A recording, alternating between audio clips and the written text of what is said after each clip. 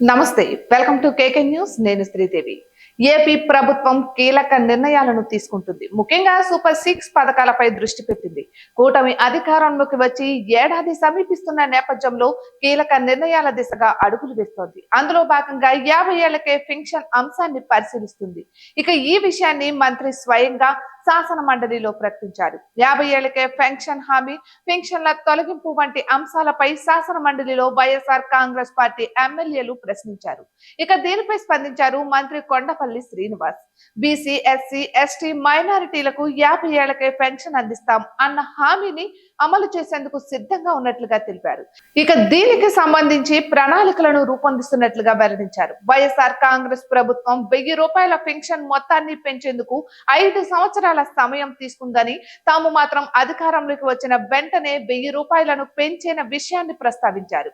ఇక ప్రస్తుతం అనర్హుల పెన్షన్ల ఏరివేత కార్యక్రమం కొనసాగుతోందని స్పష్టతనిచ్చారు. అధికారంలోకి వస్తే బీసీ, ఎస్సీ, ఎస్టీ, మైనారిటీలకు 50 ఏళ్లు దాటితే పెన్షన్ అందిస్తామని ఎన్నికల్లో చంద్రబాబు హామీ ఇచ్చారు.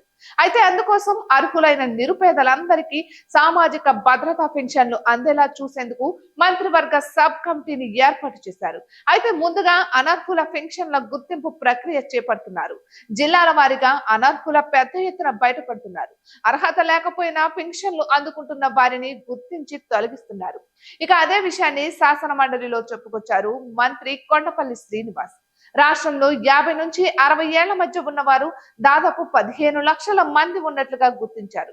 అయితే వారికి పెన్షన్ అందజేసే విధానంపై ఒక కార్యాచరణ రూపొందించాలని సీఎం ఇప్పటికే నిర్దేశించారు.